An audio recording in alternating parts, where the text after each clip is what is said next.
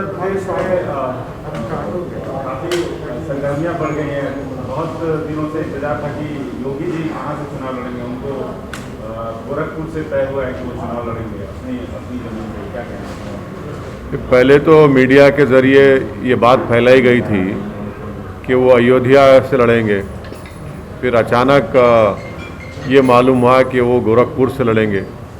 तो मुझे उम्मीद है कि गोरखपुर के जनता जिस तरह कोविड के सेकेंड वेव में योगी सरकार बिल्कुल गायब नज़र आई थी और उत्तर प्रदेश की जनता को उनके हाल पर छोड़ दिया था, जिस तरीके से गंगा के पानी के ऊपर हज़ारों लाखों लोगों की लाशें तीर रही थी, वैसे ही गोरखपुर में राप्ती नदी में कई लाशें बह रही थी। तो मुझे उम्मीद है कि गोरखपुर की जनता राप्ती नदी में जो गरीब आवाम की बेबसी और लाचारी और उनकी मौत और उनके भाई बहन बेटे की लाशें जो बह रही थी, वो उसको याद रखेंगी और एक अच्छा फैसला लेंगी योगी आदित्यनाथ के खिलाफ। सर, जैसे कि अभी योगी आदित्यनाथ गोरखपुर से लड़ रहे हैं, पर बीजेपी ने साथ ही साथ अखिलेश यादव, प्रियंका गांधी और मायावती को भी चैलेंज किया है कि वो अपने कैंडिडेट्स सीट पे डिक्लेयर करें, या तो फिर वो डर गए हैं बीजेपी से। इलेक्शन जो लड़ा जाता है वो डेमोक्रेसी का एक उसूल है और उसके ऊपर लड़ा जाता है। तो डर, किसी से डरा नहीं जाता। कैंडिडेट खड़ा किए जाएंगे और जनता फैसला करेगी। सर, आपकी तैयारी कैसी है अपने 9 कैंडिडेट्स की?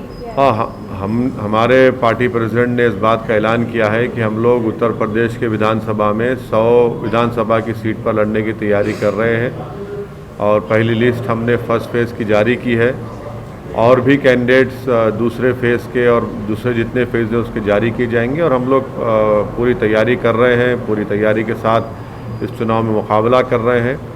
और जाहिर है कि इलेक्शन कमीशन के गाइडलाइंस को फॉलो करते हुए, क्योंकि फिज़िकल रैलीज़ अलाउ नहीं कर रहे हैं, तो हम लोग वर्चुअल रैलीज़ भी करेंगे और जो भी मॉडर्न टेक्नोलॉजी के जो टूल्स हमारे पास हैं उसको इस्तेमाल करेंगे इलेक्शन कमीशन के रूल्स और गाइडलाइंस को देखते हुए।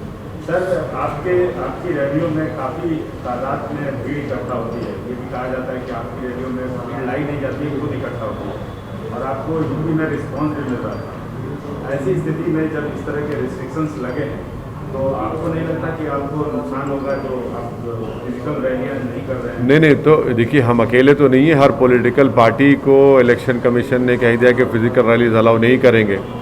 तो जब किसी को अलाउ नहीं कर रहे हैं तो फिर उसका दूसरा तरीक़ा ये है कि वर्चुअल रैली करें, सोशल मीडिया पे और डिजिटल मीडिया पे अपने प्रेजेंस को बढ़ाएं और वो कोशिश करेंगे। और इलेक्शन कमीशन ने और भी सहूलत दी है कि अगर एक हॉल होगा उसमें 50% कैपेसिटी पर आप वहाँ पर मीटिंग कर सकते, तो वो भी हम लोग देखेंगे। हम अकेले पार्टी तो नहीं है इसमें, सब पार्टीज़ हैं उसमें, तो जाहिर है सबको इस बात की तकलीफ़ है कि फ़िज़िकल रैलीज़ नहीं हो रहे हैं। मगर अब जो भी है, अब हमको उसको इस्तेमाल करके आगे बढ़ना है, अपने पैगाम को पहुँचाना है। और मुझे यकीन है कि जो हमने पिछले 4-5 महीने में मैंने करीब 60 के करीब सभाएँ की है, उसका भी अच्छा असर होगा।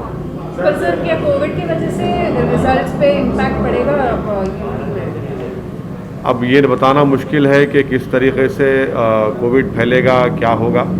बट अब इलेक्शन कमीशन ने अपने विजडम में फ़ैसला लिया है चुनाव कराने का, तो हम पॉलिटिकल पार्टीज़ में पूरा अपना ताउन देंगे, कोऑपरेट करेंगे ताकि लोग ज़्यादा से ज़्यादा निकल कर अपने वोट का इस्तेमाल करें और हमारी पार्टी के उम्मीदवारों को कामयाब करें। सर, मौजूदा रेस्ट्रिक्शंस के मद्देनजर आपका हैदराबाद से सुना गया है कि आपका हैदराबाद से आप कैंपेनिंग नहीं कर पा रहे हैं, तो आप लखनऊ में कैंप करने वाले हैं? नहीं, तो बात बिल्कुल सही है। अब जैसा ही ये हमारे कैंडिडेट्स का नॉमिनेशन हो जाएगा, प्रोसेस शुरू हो चुका है, तो यकीनन मैं लखनऊ भी जाऊंगा, वेस्टर्न यूपी में भी जाकर किसी जगह पर अगर हम वर्चुअल रैली करेंगे, आवाम से मुलाकात होगी या जो भी इलेक्शन कमीशन के रूल्स और गाइडलाइंस के तहत काम करना है करेंगे।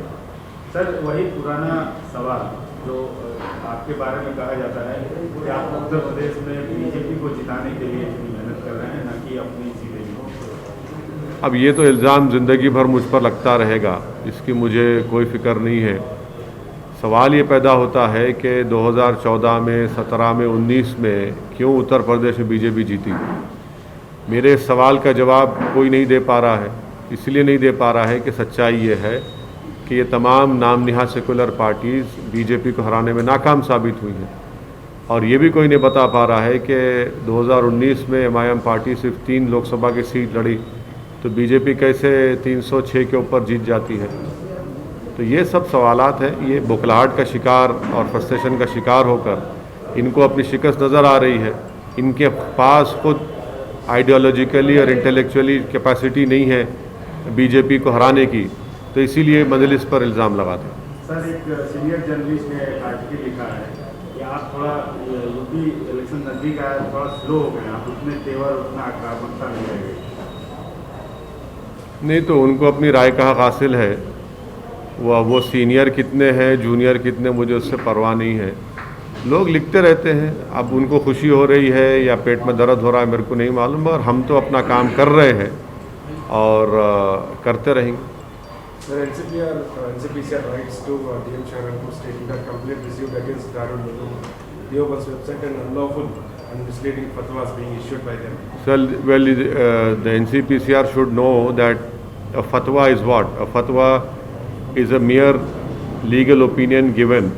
It does not have any legal, according to legal significance. It is an opinion given by the ulema and the scholars, and then they have the right to give it. The Supreme Court also had mentioned it in many cases. It's only a legal opinion that has been given, and if they are indulging in such behavior, it clearly shows that they have some vested interest in this. Sir, Imran Masood जो कांग्रेस छोड़ के SP की तरफ गए पर उनको वहाँ पे भी टिकट नहीं मिली, तो क्या MIM उनसे बातचीत कर रहे हैं इमरान मसूद से?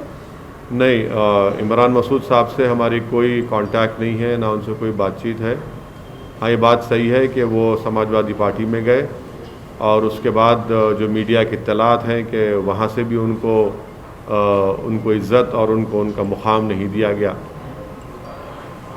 सर, अभी आपने 9 कैंडिडेट्स ही रिलीज़ किए हैं और 100 के करीब कैंडिडेट्स हैं, तो क्या एक साइंटिफिक अप्रोच आप देख रहे हैं जो भी कैंडिडेट सेलेक्ट कर रहे हैं, जिस प्रकार के कैंडिडेट्स होने चाहिए, क्योंकि विनिंग हॉर्सेस पर ज़्यादा ध्यान दिया जाता है, तो आपके स्ट्रैटेजी कैंडिडेट सेलेक्ट करने में क्या है? देखिए, कैंडिडेट के सिलेक्शन में कोई साइंटिफिक अप्रोच ज़्यादा स्ट्रांग वर्ड हो जाता है पॉलिटिक्स में, पर यह है कि ज़ाहिर है हमारे पार्टी से लोग काम करते आए हैं, जो वाबस्ता रहे हैं और जो अच्छा मुकाबला कर सकेंगे, जो जीत सकेंगे, और उसमें बहुत से हर असम्बली कॉन्स्टिट्यूंसीज़ में मुख्तलिफ कंसिडरेशन होते हैं। उन तमाम को सामने रख कर ही एक फ़ैसला हमारी पार्टी के ज़िम्मेदारों ने लिया है और अच्छा फ़ैसला लिया है।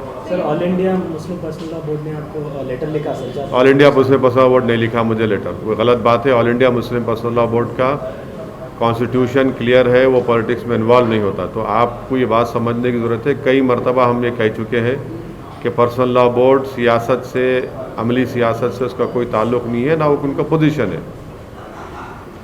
सर, कांग्रेस चीफ पंजाब के कांग्रेस चीफ पूरे non rule BJP states governments minister से मुलाकात कर रहे हैं एलॉन मस्क के जो कंपनी सेटअप के ट्वीट के ऊपर, और पहला इनिशिएटिव यहीं से लिया गया, KTR ने किया था। आप इस पर क्या? मैं वेलकम करता हूं जनाब KT रामाराव साहब ने जो टेस्ला कंपनी को दावत दी तेलंगाना में आने की, यहाँ पर उन्होंने फैक्ट्री खोलने की, और स्टेट गवर्नमेंट ने ये कहा है कि वो हर तरह से सहूलतें देंगी, हर तरह से उनको मदद करेगी ताकि टेस्ला की फैक्ट्री भारत में तेलंगाना में शुरू हो। मैं वेलकम करता हूं KTR के स्टेटमेंट का। उम्मीद करते हैं कि टेस्ला अगर भारत में अपनी फैक्ट्री को क़ायम करेगा तो तेलंगाना एक प्रोग्रेसिव स्टेट है जहां पर सबसे बड़ा एक इन्वेस्टमेंट डेस्टिनेशन बना हुआ है और इंफ्रास्ट्रक्चर और हर एतबार से बेहतरीन जगह है। उम्मीद करते हैं कि जो उन्होंने वेलकम किया है वो एक हकीकी रूप इख्तियार करे तेलंगाना में टेस्ला आकर। सर, उनका डिमांड्स डिफरेंट है और ये स्टेट्स मिलकर पॉलिटिक्स करना नहीं हो सेंटर के खिलाफ, मतलब जो भी डिसीजन लिया जाए मिलजुल के लिए। सिर्फ नॉन बीजेपी रूल स्टेट्स ही उनको इनवाइट कर रहा है। तो बीजेपी रूल स्टेट्स भी इनवाइट करिए, कौन रोक रहा है उनको? कौन रोक रहा है भाई? टेस्ला आना चाहिए ना इंडिया में, क्यों नहीं? बुरी बात क्या है आने में? क्या सिर्फ चीन से इंपोर्ट बढ़ता रहेगा क्या भारत का? इतना ट्रेड डेफिसिट पैदा हो चुका है कि हिस्टोरिकली एक हिस्टोरिक हो गया है, तो सबसे ज़्यादा इंपोर्ट चीन से हो रहा है। तो क्यों नहीं टेस्ला आने में क्या है, जब गवर्नमेंट बोल रही है कि इलेक्ट्रिक व्हीकल्स की प्रमोट करेंगे, पॉलिसी बनाए हैं, तो यकीनन कोशिश करनी चाहिए। Anything on alliance, are you looking for smaller parties to align with you? Only time will tell, but as of now we are completely geared and ready to fight the election. If it happens, we'll let you know. Sir anything on Malegaon? Nothing. It is now the ball is in NIA court. It is the NIA's duty to do justice to the people who have died in that bomb blast. The NIA should ensure that the victims and their family get a closure, and the closure can only happen when the accused are convicted by the courts of law, and that can only happen if NIA does their work with due diligence, with all the honesty and with fairness. Otherwise, I fear that what happened in Makkah Masjid bomb blast case, what happened in Khaja Ajmeri bomb blast case, what happened in Samjhota bomb blast case, where there has been no justice has been done. We do not want the same fate to happen in this Malegaon bomb blast case.